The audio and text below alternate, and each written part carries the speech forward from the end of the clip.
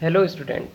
आज हम UP TGT 2021 का मैथमेटिक्स का पेपर सॉल्व करेंगे।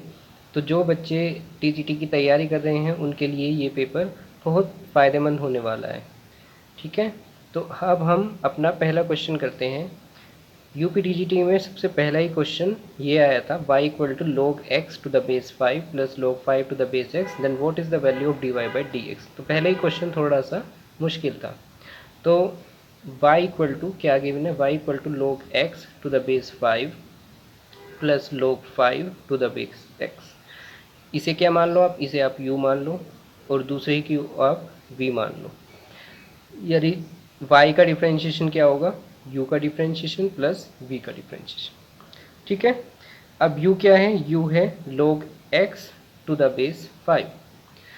इसका डिफ्रेंशिएशन कैसे होगा, देखो अगर आप लोगों को दूसरी तरफ लेके जाओ तो वो एंटी लॉग में कन्वर्ट हो जाता है। या फिर आप ऐसे कह सकते हो कि जो x अगर हमें निकालना तो हम कैसे निकाल सकते हैं, जो भी यहाँ पर u लिखा हुआ है तो u जो है वो 5 की पावर यानी बेस की पावर में चला जाता है। x इक्वल टू 5 की पावर u, इसका हम डिफ्रेंशिएशन आसानी से कर सकते हैं। तो differentiating with respect to x, differentiating with respect to x, तो करते हैं x का x के रेस्पेक्ट में 1, u 5 की पावर u का, तो 5 की पावर u होगा 5 की पावर u log 5, और u का डिफरेंशियल x के रेस्पेक्ट में u डैश। तो यहाँ से u डैश आ जाता है 1/5 की पावर u log 5। ठीक है, यहाँ पर जो log है उसका बेस e है। ऐसे ही v क्या है, यहाँ पे v है log 5 to the base x। तो x तो 5 क्या होगा यहाँ पे, x की पावर v। इधर जो भी लिखा होता है वो बेस की पावर में चला जाता है, बेस ये रहा x। तो इसको भी हमें x के रिस्पेक्ट में डिफ्रेंशिएट करना है। Differentiating with respect to x, तो 5 का x के रिस्पेक्ट में डिफ्रेंशिएशन 0, x की पावर v का डिफ्रेंशिएशन x के रिस्पेक्ट में क्या होगा।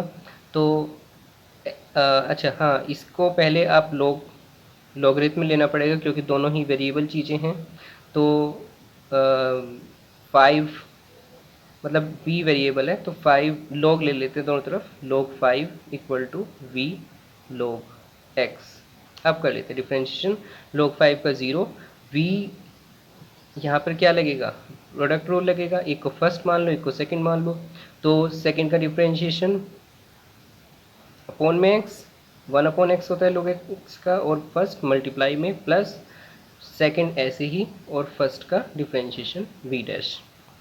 तो यहाँ से हमारा v डैश निकल के आता है v/x, इधर माइनस में जा सकता है, v/x log x। ठीक है, अब इसने क्या कहा कि dy बाई dx की वैल्यू बताओ एट x इक्वल टू 5। तो x इक्वल टू 5 पे y डैश क्या होगा, y dash equal to u dash plus v dash equal to 1/5 की power u log 5 minus v/x log x, और y dash at x equal to 5 क्या होगा, 1/, अच्छा 5 की पावर u, हम यहाँ से देखते हैं 5 की पावर u का मतलब है x, और x की वैल्यू इसने क्या कही है 5 रखी है, 5 log 5 माइनस v क्या है, v देखिए आप यहाँ पे v है log 5 to the base x upon x log x, और x की वैल्यू आपको क्या रखनी है 5 रखनी है। तो करते हैं 1/5 log 5, यहाँ क्या बन रहा है, x की जगह 5 रखेंगे तो log 5 टू द बेस 5। तो जब किसी का log करते हैं उसी बेस मतलब वही होता है जिसका हम log कर रहे हैं, यानी 5 बेस और जिसका log कर रहे हैं वो सेम है, तो उसकी वैल्यू होती है 1।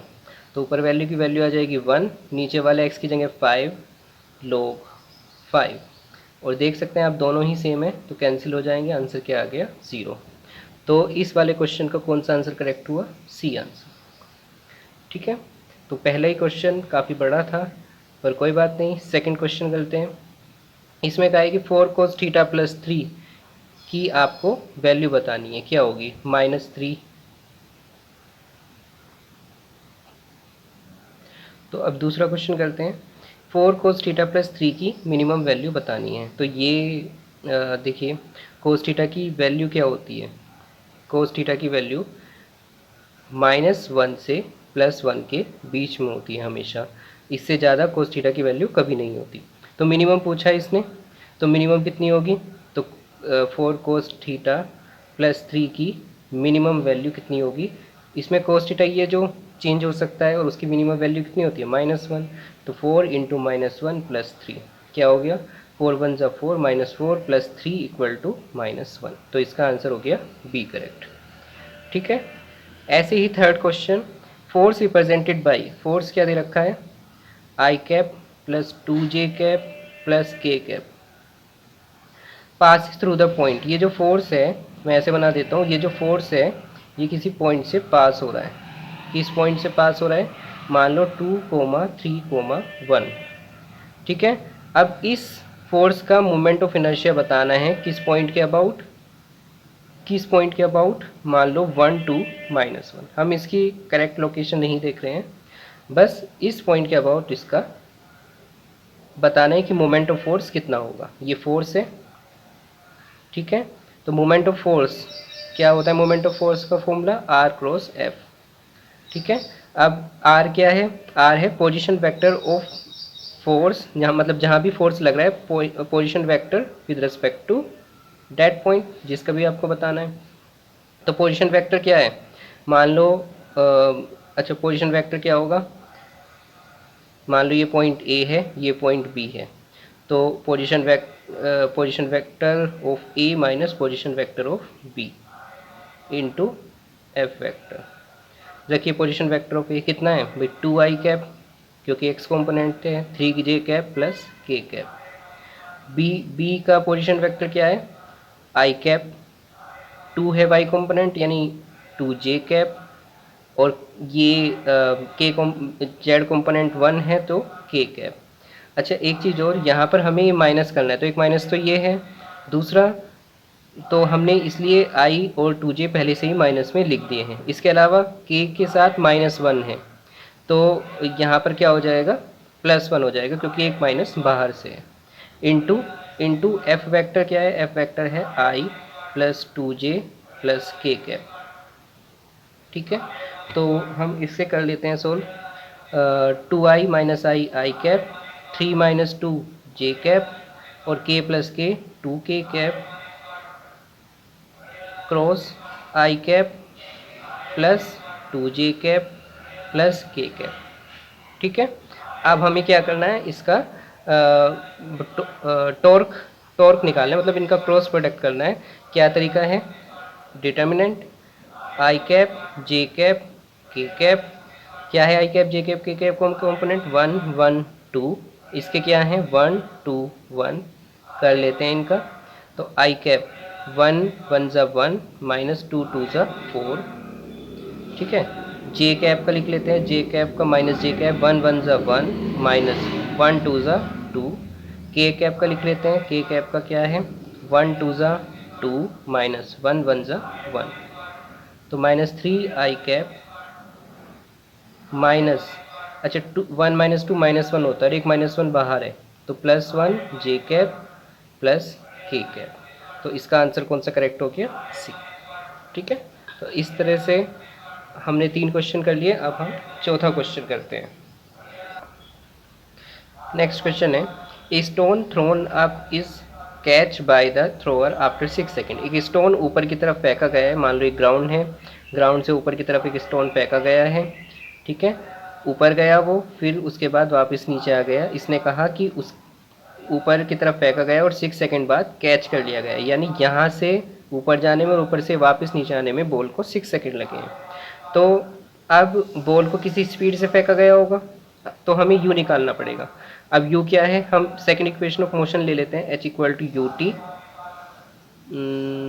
Plus half AT²। ये हमारा फॉर्मूला होता है। h की जगह बल्कि मैं s लिख दूँ फिलहाल। अच्छा डिस्प्लेसमेंट कितना हुआ? ऑब्जेक्ट पहले मैक्सिमम हाइट तक गया है और फिर वहाँ से नीचे आ गया है, तो ऑब्जेक्ट जहाँ पर था वहीं पर आ गया है। जब इनिशियल और फाइनल पोजीशन सेम होती है तो डिस्प्लेसमेंट क्या होता है? 0। टी क्या है? 6 सेकेंड। 6 सेकेंड के बाद अंदर वो वापस आ गया, और डिस्प्लेसमेंट मतलब 6 सेकेंड में 0 हो गया, और एक्सेलरेशन क्या है, जब बॉल ऊपर की तरफ फेंकी गई है तो अर्थ क्या करती है, हर ऑब्जेक्ट को नीचे की तरफ खींचती है, तो उस टाइम पे एक्सेलरेशन क्या हो जाएगा, -g, यानी -9.8 मीटर सेकेंड -2, क्योंकि जब अर्थ किसी ऑब्जेक्ट को अपनी तरफ खींचती है तो उस पर g इतना एक्सेलरेशन लगाती है। तो करते हैं यहाँ पे s की जगह 0, u t की जगह 6 प्लस हाफ a की जगह -9.8 इंटू टी यानी 6 का स्क्वायर 36। ठीक है, तो ये हम कट कर लेते हैं, 18 टाइम्स कट हो जाएगा। 0 equal to 6u minus 9.8 into 18, ये इधर जाएगा तो प्लस में हो जाएगा, इधर कर लेते हैं। 6u इक्वल टू 9.8 इंटू 18 और u हो गया 9.8 इंटू 18 अपॉन 6, 6 3 ज़ा 18, यानी 3 8 ज़ा 24, कैरी 2, 3 9 ज़ा 27 और 29, 29.4 मीटर सेकेंड -1। इस स्पीड से जो है बॉल को फेंका गया है।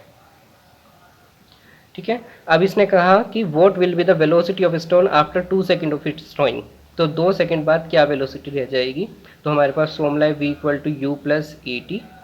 तो v हमें बताना है, u क्या है 29.4, a क्या है -9.8 और t क्या है 2 सेकेंड में बताना है हमें, तो 2 की मल्टीप्लाई 29.4 माइनस 19.6 कितना आ जाता है, 14 - 6 8 और यहाँ बचेगा 8, 18 - 9 9 और 1 0, 9.8 मीटर पर सेकेंड। तो इसका आंसर करेक्ट हो जाता है ए। चलो अगला करते हैं, area cut off the parabola 4y equal to 3x² by the straight line. ठीक है, तो इसे करने के लिए हमें पहले ये चीज़ें बनानी पड़ेंगी। तो पैराबोला क्या है, x² इक्वल टू 4/3y, यानी जो पैराबोला है हमारा पॉजिटिव y एक्सिस की तरफ खुलने वाला है, तो इसके जो कोऑर्डिनेट हो गए वो हो गए x² इक्वल टू 4/3y। ठीक, अब इसने कहा by the straight line 2y equal to 3x plus 12, 2y equal to 3x plus 12, 3x इधर ले जाइए, -3x plus 2y equal to 12 और x हो गया माइनस, अच्छा 12 यहाँ डिवाइड में आ जाएगा, तो -3/12 प्लस 2/12y इक्वल टू 1 और x हो जाएगा -4 प्लस y/2 6 = 12 इक्वल टू 1। यानी एक स्ट्रेट लाइन जो x को कहाँ कट करेगी, -4, 0 पे कट करेगी और y को 6 पे कट करने वाली है। तो ये जो पॉइंट है इसके कोऑर्डिनेट है 0,6। चलो देखते हैं, ज़रूरत है नहीं है वो बात की बात है, पर कोऑर्डिनेट ऐसे हम निकाल सकते हैं। अब इसने कहा कि इसके आपको ये एरिया बताना है, क्या area cut of by the parabola, cut off the parabola bye the straight line. ये स्ट्रेट लाइन के पैराबोला में कितना एरिया कट कर रही है, ये एरिया कट कर रही है।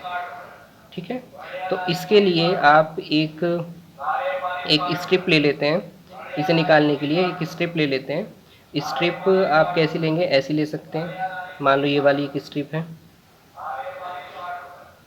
ये वाली एक स्ट्रिप है, तो अगर हम इसका एरिया निकालें और पूरे को इंटीग्रेट कर ले तो हम इंटीग्रेशन कर सकते हैं। ठीक है, तो करते हैं इसे। सबसे पहले हमें इंटीग्रेशन लिखना पड़ेगा। इंटीग्रेशन क्या होगा भाई, एरिया इक्वल टू इंटीग्रेशन। अच्छा यहाँ पर क्या चेंज हो रहा है, यहाँ पर स्ट्रिप यहाँ पर है और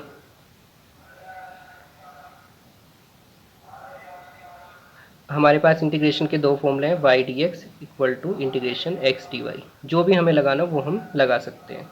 तो यहाँ पर आप देख सकते हैं y कोऑर्डिनेट हमें मिल जाएंगे आराम से, x कोऑर्डिनेट लगातार चेंज हो रहा है, तो हम ये वाला फॉर्मूला आराम से ये वाला फॉर्मूला हम आराम से लगा सकते हैं।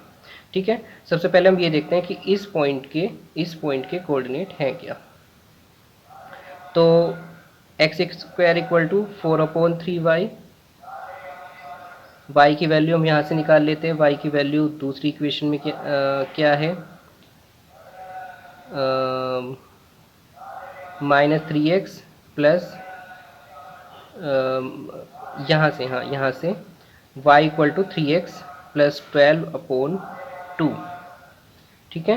y की वैल्यू यहाँ पे रखते हैं एक्स स्क्वायर इक्वल टू, अच्छा 3 इधर ले जाओ, 3x square equal to 4, y की जगह 3x प्लस 12 अपॉन 2, 2 टू ज़ा 4, 3x स्क्वायर, 2 3 ज़ा 6x प्लस 12 टू ज़ा 24, 3 भी डिवाइड में ले जाओ, 3 टू ज़ा 6, 3 8 ज़ा 24। तो हमें x square minus 2x minus 8 equation को सोल्व करना है, फैक्टराइज करना है। कैसे करेंगे? हमारा माइनस करके 2 आना चाहिए और मल्टीप्लाई करके 8, यानी 4 minus 2x minus 8 equal to 0, X square minus 4x minus minus plus 2x minus 8 equal to 0, और यहाँ से x कॉमन लेंगे तो x माइनस 4 प्लस 2 कॉमन लेंगे तो x माइनस 4 इक्वल टू 0, यानी x minus 4 x plus 2 equal to 0, और यहाँ से हमारी x की दो वैल्यू आ गई, या तो 4 या 2। ऑब्वियसली 4 इधर होगी और 2 माइनस टू इधर होगी। ठीक है, तो अभी हम पहले फॉर्मूला लगा लेते हैं। तो हमें y हमारा क्या है, तो y के लिए हम देख लेते हैं। अगर इस स्ट्रिप के मैं y कोऑर्डिनेट देखूं, मतलब हाईएस्ट पॉइंट का y कोऑर्डिनेट ये है और लोएस्ट पॉइंट का y कोऑर्डिनेट ये है, तो ये कितना है, ये कितना है, ये हमें स्ट्रेट लाइन बता देगी। यानी इस पॉइंट पे y क्या होगा, 3x प्लस 12 अपॉन 2 इस पॉइंट पे। ठीक है, क्योंकि स्ट्रेट लाइन पे टच कर रहा है ना इस, तो यहाँ पर y क्या है, जो भी x की वैल्यू होगी वो रख देंगे तो y की वैल्यू आ जाएगी। यहाँ पर y की वैल्यू क्या है इस पॉइंट पे, तो वो हमें यहाँ से पता चल जाएगा, y equal to X square, अच्छा 3 इधर ले जाओ मल्टीप्लाई में, अपॉन में 4, 3x स्क्वायर अपॉन 4 dy। या आप ऐसे समझ सकते हो कि ये स्ट्रिप लाइन से टच कर रही है, तो हाईएस्ट कोऑर्डिनेट के लिए हमने, मतलब y के अपर कोऑर्डिनेट के लिए हमने ये रख दिया, और लोअर कोऑर्डिनेट के लिए हमने, क्योंकि ये पैराबोला से टच कर रही है तो पैराबोला की इक्वेशन रख दी। ये हमने किसकी वैल्यू रखी, y की वैल्यू, तो यहाँ पर आ जाएगा हमारा dx। और इंटीग्रेशन x की लिमिट रखनी पड़ेगी, तो x कहाँ से कहाँ तक है, -2 से +4 तक, -2 से +4 तक। तो करते हैं इस क्वेश्चन को। सबसे पहले इंटीग्रेशन 3/2, ये 3/2 है, x का इंटीग्रेशन x²/2, ये क्या है 12/2, 12/2, चलो 12/2 ही लिखा रहने दो, और उसका इंटीग्रेशन x माइनस 3x²/4 का इंटीग्रेशन 3x³ तो पहले से ही था, और 3 इंटीग्रेशन से -2 to 4। अब देखो ये क्या हुआ, 3/4 x² ऊपर वाली लिमिट रखते हैं 4² माइनस नीचे वाली लिमिट -2 का स्क्वायर, प्लस 12/2 क्या होता है 6, ऊपर वाली लिमिट 4 माइनस नीचे वाली लिमिट -2, माइनस 3 से 3 कैंसिल, नीचे क्या बच रहा है 1/4, 1/4 ऊपर की क्यूब माइनस नीचे की क्यूब, तो 2 का क्यूब, और माइनस है ना ये, तो यहाँ पे प्लस आ जाएगा, क्योंकि माइनस का क्यूब माइनस ही होता है। तो इसे कर लेते हैं सोल्व। 4 का स्क्वायर 16 माइनस 2 का स्क्वायर 4 प्लस 4 और 2 6, माइनस माइनस प्लस होता है, 4 2 6, 6 6 36, माइनस 4 का क्यूब 64 और 2 का क्यूब 8, तो 8 और 64 कितना हो गया 72, और 4 9 जा 72। इसे भी कर लेते हैं, 16 माइनस 4 12 होता है, 4 से 12 कट करेंगे तो 4 3 जा 12, 3 3 जा 9, 9 से 9 कट, तो यानी 36 स्क्वायर यूनिट।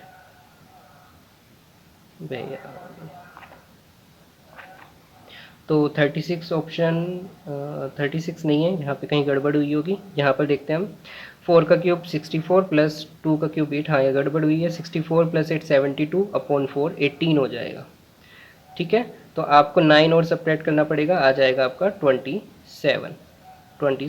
तो 27 इसका डी ऑप्शन करेक्ट हो गया। ठीक है, नेक्स्ट क्वेश्चन करते हैं।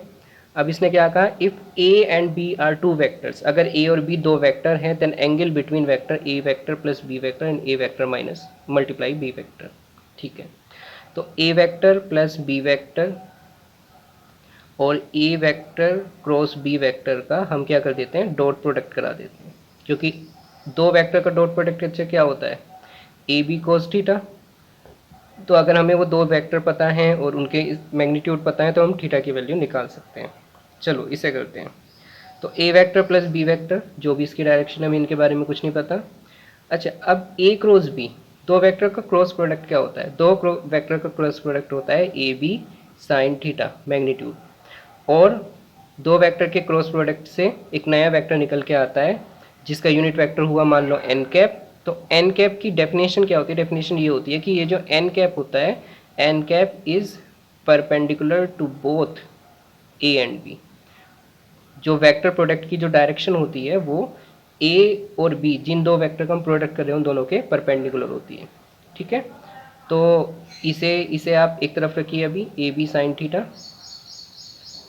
ए वेक्टर की एन में मल्टीप्लाई ए डॉट एन, मतलब dot product, plus B vector की एन में मल्टीप्लाई। अब ए बी साइन थीटा, आपको पता ए डॉट एन यानी ए वेक्टर का एन के साथ डॉट प्रोडक्ट जो कि परपेंडिकुलर है। और अगर वेक्टर परपेंडिकुलर और थीटा 90 हो तो कोस 90 क्या होता है, ज़ीरो। यानी अगर वेक्टर परपेंडिकुलर उनके आपस में डॉट प्रोडक्ट कराते हैं तो आता है ज़ीरो, और ये भी zero. Zero plus zero zero, multiply हो रही है तो ज़ीरो।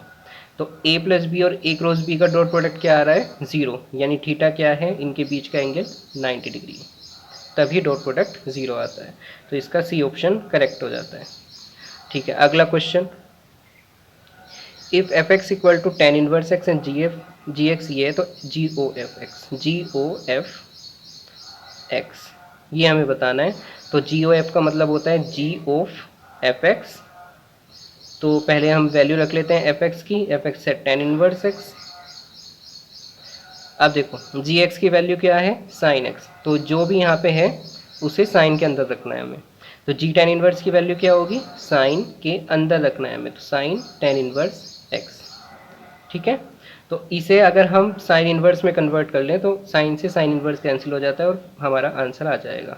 तो एक्स क्या है हमारा, एक्स क्या है हमारा, बेस, भाई टेन क्या होता है, परपेंडिकुलर अपॉन बेस। तो बेस हो, परपेंडिकुलर हो गया हमारा एक्स, ये अपॉन में बेस, बेस क्या है यहाँ पे वन। तो हाइपोटेन्यूस क्या हो जाएगा, perpendicular square plus base square, यानी परपेंडिकुलर का स्क्वायर एक्स स्क्वायर, बेस का स्क्वायर वन। कहने का मतलब ये है कि ये हो जाएगा sine, sine inverse tan inverse से अगर हमें साइन इनवर्स में कन्वर्ट करना होता है तो साइन का फॉर्मूला क्या होता है, परपेंडिकुलर अपॉन हाइपोटेन्यूस। परपेंडिकुलर क्या है, पर ऐसे लिख देते हो, परपेंडिकुलर अपॉन हाइपोटेन्यूस, साइन से sine inverse cancel, perpendicular upon hypotenuse बच्चा, परपेंडिकुलर की वैल्यू एक्स और हाइपोटेन्यूस की value under root one plus X square. तो इसका कौन सा, बी ऑप्शन करेक्ट हो जाता है। ठीक, तो यहाँ सेंटर ऑफ ग्रेविटी बतानी है कि यूनिफॉर्म सर्कुलर लेमिना है, सेमी सर्कुलर लेमिना। तो सेमी सर्कुलर मतलब ऐसा सेमी सर्किल की फॉर्म में, और अंदर यहाँ भी मटेरियल भरा हुआ है, मतलब पूरा सरफेस पे मटेरियल है, पूरा सेमी सर्कुलर शेप में प्लेन शीट है पूरी, है ना। और उसकी रेडियस है ए, उसकी रेडियस है ए। हमें बताना है उसकी सेंटर ऑफ ग्रेविटी कहाँ होगी। तो सेंटर ऑफ ग्रेविटी कहाँ होगी ये हमें बताना है। तो सेंटर ऑफ ग्रेविटी हमें बताना है, तो हम सेंटर ऑफ ग्रेविटी के वाई कोऑर्डिनेट, कौन से कोऑर्डिनेट निकालें, एक्स को वाई कोऑर्डिनेट हम निकाल लेते हैं सेंटर ऑफ ग्रेविटी को। तो सेंटर ऑफ ग्रेविटी या सेंटर ऑफ मास हम कुछ भी कह सकते हैं, उनका फॉर्मूला क्या होता है, अगर हमें एक्स कोऑर्डिनेट निकालना है तो उसका फॉर्मूला होता है integration X D M upon integration D M. और वाई कोऑर्डिनेट निकालना है तो उसका इक्वेशन, उसके फॉर्मूला होता है Y D M upon integration D M. और डी एम क्या होता है, डी एम होता है, डी एम होता है डेंसिटी, डेंसिटी इंटू वॉल्यूम या एरिया जो भी है। तो फिलहाल यहाँ पे सेमी सर्कुलर लेमिना पे है, पूरे एरिया पर मास डिस्ट्रीब्यूट है, तो रो इंटू एरिया, एरिया की हम मल्टीप्लाई कर लेंगे। और हम इस इंटीग्रेशन को कैसे परफॉर्म करेंगे, डबल इंटीग्रेशन के थ्रू करेंगे। तो डी ए क्या है, यहाँ पे कोई इंटीग्रेशन है, तो मान लो ये आर डिस्टेंस पे है और थीटा एंगल बन रहा है। तो जो डबल इंटीग्रेशन में डी ए होता है, डी ए होता है R D R D theta. ठीक है, तो ये सब चीज़ें हम यहाँ पे रखने वाले हैं। अच्छा, डबल इंटीग्रेशन में x क्या होता है, x क्या होता है, r कोस थीटा, और y होता है r साइन थीटा। ठीक है, तो यहाँ पे हम क्या निकालें, x कोऑर्डिनेट या y कोऑर्डिनेट, तो यहाँ पर हम y कोऑर्डिनेट निकाल लेते हैं। y कोऑर्डिनेट, तो इंटीग्रेशन y क्या है, r साइन थीटा, और dm क्या है, dm होता है rho into D A, D A क्या है r dr D theta, upon नीचे भी dm की जगह रो इंटू डी ए, तो रो और डी ए क्या है r dr डी थीटा। ठीक है, रो से रो कैंसिल, और ये दो इंटीग्रेशन है तो डबल इंटीग्रेशन का साइन। अच्छा, अब ये कितना आ रहा है, r into R, R square D R, और sine theta D theta, upon में नीचे क्या बच रहा है, आर डी आर, और इंटीग्रेशन डी थीटा। ठीक है, अब आर हम देख सकते हैं, आर कहाँ से कहाँ तक है भाई, यहाँ सेंटर से हर डिस्टेंस पर क्या है, ए डिस्टेंस तक मास ही मास है, तो आर की लिमिट हो जाएगी 0 से ए, नीचे भी 0 से ए। ठीक है, और थीटा की अगर हम लिमिट बात करें, देखो थीटा ये है, थीटा कहाँ से कहाँ तक चेंज हो रहा है भाई, यहाँ पे इस लाइन पे 0 है, फिर यहाँ से यहाँ तक कितना चेंज हो जाएगा 180, तो 0 से 180 यानी पाई, 0 से पाई। तो हम कर लेते हैं इसे, आर स्क्वायर का इंटीग्रेशन क्या होगा, आर क्यूब बाई 3, लिमिट 0 से ए, साइन थीटा का इंटीग्रेशन क्या होगा, माइनस कोस थीटा, लिमिट 0 से पाई, अपॉन आर, आर का इंटीग्रेशन क्या होगा, आर स्क्वायर बाई 2, 0 से ए, डी थीटा, इसका इंटीग्रेशन होगा थीटा 0 टू पाई। ठीक है, ऊपर वाली लिमिट रखते हैं, A cube upon 3 into minus cos theta यानी कोस, ऊपर वाली limit pi minus cos 0, upon R square by 2, limit रखते हैं ए स्क्वायर बाई 2 इंटू ऊपर वाली लिमिट पाई माइनस 0। अब देखो, ए स्क्वायर से ही पावर ख़त्म, ए रह गया ऊपर, और इस आपको पता होगा कि 2 की ए से मल्टीप्लाई और 3 की इससे मल्टीप्लाई, यानी 2a अपॉन 3 बचा, ऊपर क्या बच रहा है यहाँ पे कोस पाई क्या होता है -1, और ये भी -1 है, तो -1 और -1 -2, और नीचे बच रहा है pi, minus minus minus minus plus, तो 2 2 ज़ा 4a अपॉन 3 पाई, तो इसका आंसर जो हो जाता है ये करेक्ट हो जाता है। ठीक है,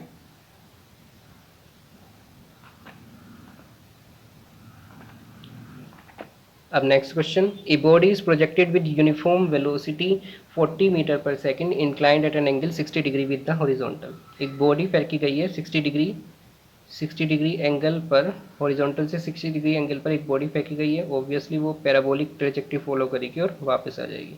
the velocity of body when it is at maximum height, जब वो मैक्सिमम हाइट पर होगी ऑब्जेक्ट, तब उसकी वेलोसिटी क्या होगी, तो वर्टिकल वेलोसिटी मैक्सिमम हाइट पे कितनी होती है, वर्टिकल वेलोसिटी, मैक्सिमम हाइट का मतलब है ऑब्जेक्ट अब और ऊपर नहीं जा सकता, यानी उसकी वर्टिकल वेलोसिटी क्या हो गई 0, क्योंकि अगर 0 ना होती तो वो और ऊपर जा सकता था।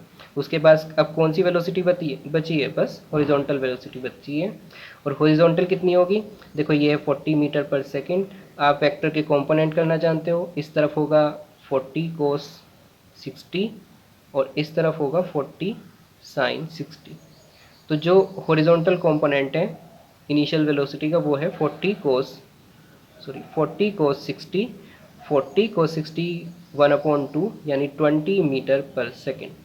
और ये जो वेलोसिटी है ना, हॉरिजॉन्टल वेलोसिटी, देखो वर्टिकल डायरेक्शन में अर्थ नीचे की तरफ फोर्स लगा रही है, लेकिन हॉरिजॉन्टल डायरेक्शन में कोई फोर्स कोई एक्सेलरेशन नहीं है, तो ये जो वेलोसिटी है कांस्टेंट रहेगी, यानी वर्टिकल वेलोसिटी भी उसकी हॉरिजॉन्टल वेलोसिटी मैक्सिमम हाइट पे 20 मीटर पर सेकेंड, यानी बी ऑप्शन ही करेक्ट रहेगा। ठीक है, अब ये वाला करते हैं, इसमें x माइनस वाई का cube plus Y minus Z का cube plus Z minus x का क्यूब क्या होगा। तो आपको एक फॉर्मूला पता होगा कि अगर if a plus B plus C equal to 0, then एक फॉर्मूला होता है a cube plus B cube plus C cube equal to 3abc। करते हैं यहाँ पे, a क्या है इस केस में, a क्या है x माइनस वाई, b क्या है y माइनस जेड, ये दूसरे वाला जिसका क्यूब हो रहा है, सी क्या है, जेड माइनस एक्स, ये वाला है ना। तो ए प्लस बी प्लस सी कैलकुलेट करके देखो आप, एक्स से ये एक्स कैंसिल, वाई से ये वाई कैंसिल, जेड से ये जेड कैंसिल, जीरो।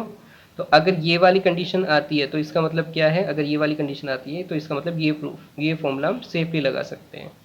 तो x रखो, a की वैल्यू x माइनस वाई का क्यूब, b की वैल्यू रखो y माइनस जेड का क्यूब, c की वैल्यू रखो z माइनस एक्स का क्यूब, कितना होगा 3a यानी x माइनस वाई, b यानी y माइनस जेड और c यानी z माइनस एक्स। तो ये यहाँ पे हम रख सकते हैं 3x minus y, y minus Z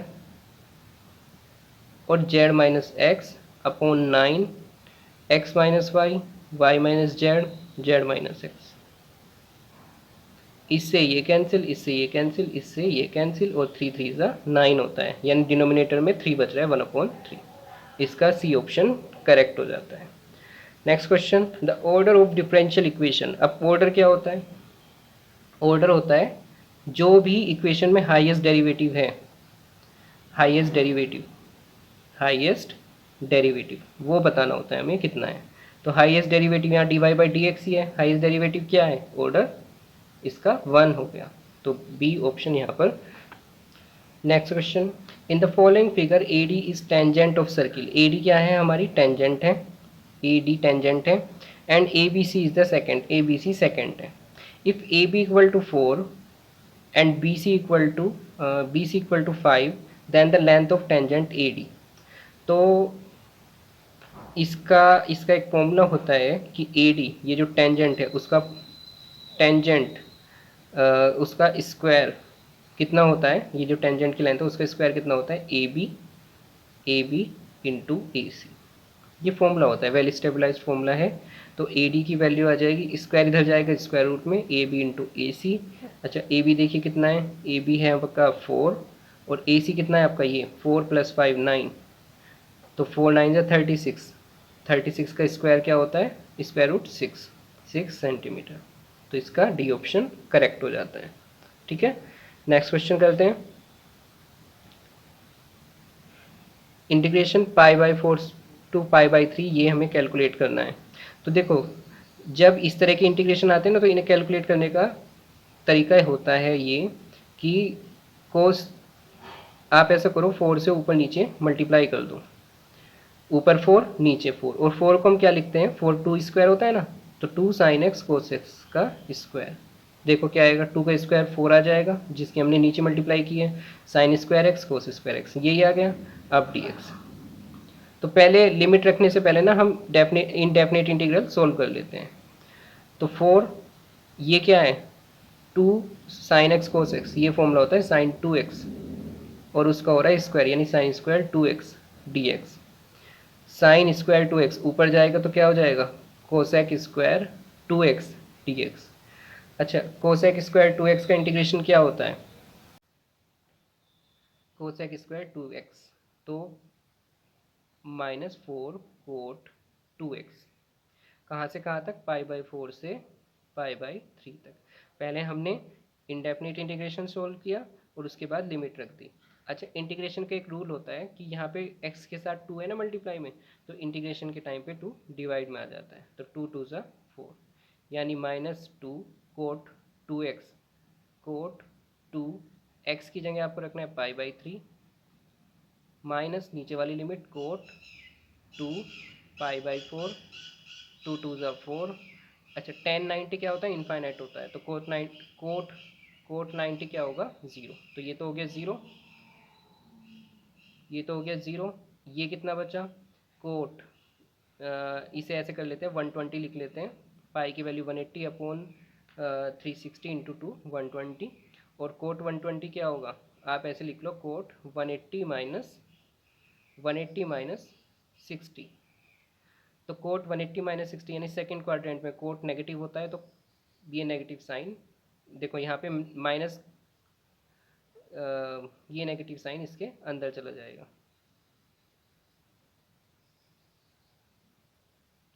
तो 2 कोट 60, कोट 60 की वैल्यू होती है अब 1/√3, तो 2/√3। ठीक है, तो इसका इसका कौन सा ऑप्शन करेक्ट हो गया, सी ऑप्शन करेक्ट हो गया। Next question, a person travel from A to B at a speed of 40 kilometre per hour. A से बी तक कोई आदमी जा रहा है 40 किलोमीटर पर आवर से, यानी v a to v one इसे लिख दो आप 40 किलोमीटर पर आवर। इसने कहा and return by increasing his speed by 50%। अपनी स्पीड 50% यानी 40 का 50% कितना होगा 20, 40 प्लस 20 अपनी स्पीड 20% इंक्रीज करके यानी 60 किलोमीटर पर आवर इसकी स्पीड से वापस आ रहा है। तो average speed for both the trip, average speed क्या होगी, एवरेज स्पीड होगी total distance upon total time. Distance upon time होता है ना, तो टोटल आ जाता है बस। कितनी डिस्टेंस ट्रेवल की, ए से बी तक मान लो x है डिस्टेंस, तो वापस भी x ही आया, तो 2x टोटल डिस्टेंस उसने ट्रेवल की। टाइम ए से बी तक जाने में t1, ए बी से ए तक आने में t2। करते हैं इसकी कैलकुलेशन। टाइम का फॉर्मूला क्या होता है, डिस्टेंस अपॉन स्पीड। t1 की बात करते हैं, ए से बी तक जा रहे कितनी डिस्टेंस ट्रेवल की x, स्पीड क्या है v1, v1 कितना है v1 रख लेते हैं चलो ऐसे ही, प्लस T2 बी से ए तक आ रहे डिस्टेंस कितनी ट्रेवल की x डिवाइड में v2। एलसीएम लो, x कॉमन, v2 और v1 की इधर मल्टीप्लाई हो जाएगी अपॉन v1 v2, x से x कैंसिल, 2 v1 v2 जो डिनोमिनेटर होता है नीचे वाला, डिनोमिनेटर का भी डिनोमिनेटर होता है वो ऊपर चला जाता है। यहाँ पर वैल्यू रख लेंगे, आंसर आ जाएगा हमारा v1 है हमारा 40, v2 है हमारा 60 अपॉन 40 प्लस 60 जो कि 100 होता है। 2 4 ज़ा 8 6 ज़ा 48, 100 अपॉन 100 यानी 48 किलोमीटर पर आवर। तो इसका सी ऑप्शन। अब next question, if x1 x2 are the root of this equation then the value of x1 cube plus x2 cube क्या होगी, x1 cube plus x2 cube. देखो cube का एक formula होता है, क्यूब का एक फॉर्मूला होता है x1 plus x2, x1 square, ये नहीं, ये वाला नहीं लगाते, मुश्किल पड़ेगा थोड़ा। x1 cube plus x2 cube, x1 plus x2 का क्यूब होता है एक फॉर्मूला, क्या होता है x1 cube plus x2 cube plus 3x1 x1 plus x2, वो यहाँ पे आता है और वो हम इधर ले जाते हैं 3x1 x1 प्लस x2, इनकी वैल्यू रखनी है बस हमें। अच्छा यहाँ इस इक्वेशन से देखो x square minus 2x plus 4 equal to 0, यहाँ से सम ऑफ रूट्स क्या हो जाएगा minus b upon a, minus b upon a, b क्या है इसके इसमें -2, तो 2 अपॉन ए क्या है 1, x1 प्लस x2 आ जाएगा 1। ऐसे ही x1 x2 क्या होता है c अपॉन ए, क्या है c 4 अपॉन 1 4, तो x1 प्लस x2 हमें रखना है 2 का cube minus 3 x1 plus x2 4 into x1 x2 4 और x1 प्लस x2 वापस से 2, 2 2 ज़ा 4 2 ज़ा 8, 3 2 ज़ा 6 4 ज़ा 24, 8 माइनस 24 माइनस 16, तो इसका सी ऑप्शन करेक्ट हो जाता है। अब speed of 3 cars are in the ratio of time taken by these car in travelling 100 kilometre distance. तो टाइम निकालना है हमें, टाइम होता है डिस्टेंस अपॉन स्पीड। मान लो पहली कार t1 टाइम ले रही है, दूसरी कार t2, तीसरी कार t3, तो रेशियो अगर हम निकालें डिस्टेंस अपॉन स्पीड, डिस्टेंस तो वो 100 किलोमीटर जा रही है किस स्पीड से 2, और मान लो इनका कॉमन रेशियो x ले लो 2x स्पीड से। दूसरी कार 100 किलोमीटर 3x स्पीड से, तीसरी कार 100 किलोमीटर 4x स्पीड से। अब जो रेशियो होता है उसमें आप 100 से सिर्फ एक 100 से डिवाइड कर सकते हैं तीनों को, बात एक ही है। x कॉमन है, x से डिवाइड कर दो तो क्या आ गया 1/2 रेशियो 1/3 रेशियो 1/4। आप चाहो तो किसी एक नंबर से मल्टीप्लाई भी कर सकते हो, तो हम फिलहाल 12 से कर देते हैं। तो 12 से करेंगे तो 6 3 4 ज़ा 12 और 4 3 ज़ा 12, 6:4:3, ये ऑप्शन करेक्ट हो जाएगा। ठीक है, नेक्स्ट क्वेश्चन करते हैं। e की power x minus 1 upon x plus 1 का होल क्यूब, इसका इंटीग्रेशन करना है हमें। तो इसके लिए हम क्या मान लेते हैं, लेट ई की power X upon X plus one का होल स्क्वायर क्या है, टी है। इंटीग्रेट करते हैं, डिफ्रेंशिएट करते हैं, तो डिफ्रेंशिएट का क्या रूल होता है, ऊपर वाले का डिफ्रेंशिएशन करेंगे ई की पावर एक्स का ई की पावर एक्स ही होता है और नीचे वाला मल्टीप्लाई में, माइनस नीचे वाले का डिफ्रेंशिएशन करते हैं, नीचे वाले का डिफ्रेंशिएशन क्या होगा, एक्स प्लस वन का होल स्क्वायर यानी 2 मल्टीप्लाई में एक्स प्लस वन की एक पावर रह जाएगी और फिर एक्स का इंटीग्रेशन वो की डिफ्रेंशिएशन जो कि 1 होता है और ई की पावर एक्स यानी ऊपर वाला मल्टीप्लाई में अपॉन में नीचे जो भी होता है उसका पावर उसका स्क्वायर हो जाता है तो पावर 2 है, अब पावर हो जाएगी 4 d x equal to D t. ठीक है, यहाँ से x प्लस वन कॉमन और e की पावर x कॉमन ले लेते हैं, क्या बच रहा है, इधर बच रहा है x प्लस वन और इधर क्या बच रहा है x प्लस वन, ई की पावर x कॉमन लेने के बाद -2 अपॉन x प्लस वन की power 4 d x equal to D t. इससे इसकी एक पावर कैंसिल हो गई, 3 रह गई और यहाँ पर e की power x 1 - 2 -1 upon x plus one की power cube D x equal to D T.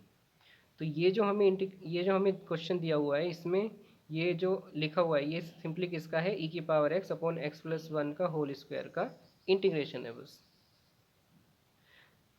मतलब ये जो क्वेश्चन दिया हुआ है इसके अकॉर्डिंग ये क्या है, D upon D X of E की power X upon X plus one का होल स्क्वायर। अगर हम ये डिफ्रेंशिएशन परफॉर्म करते हैं तो यही आंसर आएगा उसका। तो इसकी जगह हमने ये पुट कर लिया, डी एक्स से डी एक्स कैंसिल, एक तरह से कैंसिल करेंगे नहीं पर हम दिखा रहे हैं फिलहाल, तो डी और ये तो डी इसका इंटीग्रेशन करेंगे तो यही वैल्यू आ जाएगी ई की power X upon X plus one का होल स्क्वायर प्लस सी। तो यहाँ पर इसका जो ऑप्शन होता है वो ए वाला ऑप्शन करेक्ट हो जाता है। ठीक है, अब i equal to root minus one, तो इसकी वैल्यू बतानी है 1 प्लस आई की power 4 minus one minus i की पावर 4। तो पहले 1 प्लस आई का स्क्वायर कर लेते हैं, देखते हैं क्या आता है। A square A plus B का होल स्क्वायर क्या होता है, ए स्क्वायर, वन का square one, B square plus 2ab 1 into I. तो वन का square one plus I square minus one plus 2 into I 2i और वन से minus one cancel तो 1 प्लस आई का स्क्वायर होता है 2i। इसी तरह से अगर हम 1 माइनस आई का स्क्वायर करेंगे तो क्या आ जाएगा -2i, क्योंकि वहाँ पे -2ab टर्म होता है, बाकी ये तो ए स्क्वायर प्लस बी स्क्वायर तो होता ही है। तो अब इस क्वेश्चन को करते हैं, 1 प्लस आई की पावर 4 का मतलब क्या है, 1 प्लस आई का स्क्वायर और उसका भी स्क्वायर, 1 माइनस आई का स्क्वायर और उसका भी स्क्वायर। 1 प्लस आई स्क्वायर क्या होता है 2i की पावर 2 माइनस 1 माइनस आई का होल स्क्वायर क्या होता है -2i की पावर 2, 2 का स्क्वायर 4 आई स्क्वायर -1 माइनस माइनस का स्क्वायर प्लस 2 का स्क्वायर 4 और आई स्क्वायर -1 यानी -1, माइनस माइनस प्लस होता है, लिख लेते हैं, 4 से 4 कैंसिल, क्या बचा 0। तो इसका आंसर क्या आ जाता है 0, यानी सी ऑप्शन करेक्ट है। अगला क्वेश्चन करते हैं, what is the real part of sine x plus E sine x plus I cos x की पावर 4। इसका हमें रियल पार्ट बताना है। एक डी मोवियर थ्योरम होती है उसके अकॉर्डिंग ई की पावर आई एक्स क्या होता है कोस एक्स प्लस आई साइन एक्स। तो इस वाले को हम इस फॉर्म में लिखते हैं, तो साइन एक्स प्लस आई कोस एक्स की पावर 4 दे रखा है ना ये, आप ऐसा करो आई कॉमन ले लो इसमें से, तो आई कॉमन, कोस एक्स के पास एक आई है, कॉमन ले लिया बाहर आ गया, कोस एक्स बचा, प्लस साइन एक्स में से आई कॉमन लेंगे तो इसका मतलब आई से डिवाइड और उसकी पावर क्या आ रही है 4 आ रही है।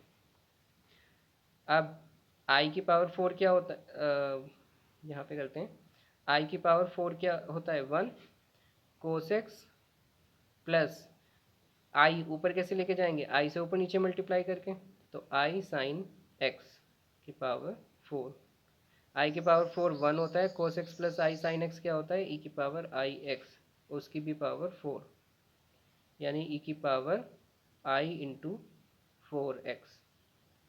और वो क्या होता है, इस थ्योरम के अकॉर्डिंग x की जगह पे क्या है 4x है, तो cos 4x प्लस आई साइन 4x, यानी इसका जो रियल पार्ट हुआ, real part of sine x plus I cos x की पावर 4, इसका रियल पार्ट क्या हुआ, सिर्फ कोस 4x, क्योंकि ये तो इमेजिनरी पार्ट है, तो इसका आंसर हो जाता है कोस 4x करेक्ट। अब नेक्स्ट क्वेश्चन 20th क्वेश्चन है ये, if a equal to 1 minus 2 minus 1 2 and b is equal to this one, a b बताना है आपको। तो ए बी मैट्रिक्स की मल्टीप्लाई करनी है, 1 माइनस 2 माइनस 1 2 2 6 1 3, करते हैं मल्टीप्लाई, पहले 1 की 2 में, 1 2 ज़ा 2, अब माइनस 2 की 1 में, तो माइनस 2 इंटू 1 माइनस 2, अब 1 की 6 में, 1 6 ज़ा 6, माइनस 2 की इस 3 में, तो माइनस 2 इंटू 3, 3 2 ज़ा 6, तो माइनस 6, माइनस 1 की प्लस 2 में, तो माइनस 2, 2 की 1 में, 2 1 ज़ा 2, ठीक है भाई। इसकी मल्टीप्लाई इस बार हम कहाँ करने वाले हैं, इसमें करने वाले हैं। तो ऐसा होता है, इसकी एक रो इसके एक कॉलम से, इसकी पहली रो इसके दूसरे कॉलम से, ऊपर वाले एलिमेंट भरते जाते हैं, इसकी पहली रो इसकी दूसरी रो इसके पहले कॉलम से, तो नीचे वाला एक एलिमेंट, और इसकी दूसरी रो इसके दूसरे वाले कॉलम से, तो नीचे वाला आखिर का दूसरा एलिमेंट। तो माइनस 1 इंटू 6 माइनस 6, 3 2 जा 6, तो आप देख सकते हैं 2 माइनस 2 0, 6 माइनस 6 0, माइनस 2 प्लस 2 0 0 0 0, तो इसका जो मल्टीप्लिकेशन आता है वो आता है 0 0 0 0, A option correct. Equation of circle with centre 0 0, इसने कहा है कि सर्किल है और इसकी इक्वेशन 0 0 है, सॉरी सेंटर उसके 0 0 हैं, और 2x plus 3y equal to 5 क्या है, उसकी टेंजेंट है। चलो एक सर्किल बनाते हैं हाइपोथेटिकल, और 2x plus 3y, 2x plus 3y equal to 5 क्या है, उसकी टेंजेंट है। अब सेंटर क्या है 0 0, सेंटर से अगर हम टेंजेंट को मिलाएं, एक रेडियस ड्रॉ करें, तो इसे हम क्या बोलते हैं, एक रेडियस हमने ड्रॉ की टेंजेंट से मिलाई, तो ये रेडियस और टेंजेंट क्या होते हैं, आपस में परपेंडिकुलर होते हैं। यानी हमें सिंपली अगर हमें रेडियस बतानी है तो हमें क्या बताना है कि 0 0 की इस लाइन से परपेंडिकुलर डिस्टेंस क्या है, ठीक है। तो पहले आर बता देते हैं, आर क्या होता है, आर है perpendicular distance of point 0 0 from line. क्या होता है फॉर्मूला, फॉर्मूला होता है A X plus B Y plus C. A क्या है हमारा, फॉर्मूला लिख लेते हैं चलो, A X one plus B Y one plus C, A X one और वाई वन क्या है, हमारे कोऑर्डिनेट हैं, और अपॉन में अंडर रूट इसका square A square plus B square. तो रख लेते हैं, ए क्या है हमारा 2 है, एक्स वन 0 प्लस बी क्या है हमारा 3 है, एक्स टू हमारा 0, वाई वन हमारा 0 प्लस सी क्या है, सी इधर जाके आएगा -5, अपॉन में अंडर रूट ए का स्क्वायर यानी 2 स्क्वायर प्लस बी का स्क्वायर यानी 3 स्क्वायर। 2 इंटू 0 0, 3 इंटू 0 0, और -5, और बाहर लगा हुआ है मोड, तो +5 बाहर निकल के आएगा, अपॉन में 2 का स्क्वायर 4 प्लस 3 का स्क्वायर 9, 4 प्लस 9, हाँ ठीक है, 5/√13, तो रेडियस क्या आ गई 5/√13। अब सर्किल की इक्वेशन क्या होती है, x माइनस एच का square plus Y minus k square equal to एक रेडियस स्क्वायर। तो सेंटर क्या है, x minus 0 square plus Y minus 0 square equal to radius square 5 square 25, और √13 का स्क्वायर 13, ठीक है। तो यहाँ पे क्या बच रहा है, एक्स स्क्वायर बच रहा है, 13 इधर मल्टीप्लाई में आया तो 13x स्क्वायर, यहाँ क्या बच रहा है, वाई स्क्वायर बच रहा है, 13 इधर मल्टीप्लाई में आया 13y स्क्वायर, और क्या बचा 25। तो इसका डी ऑप्शन करेक्ट हो जाता है।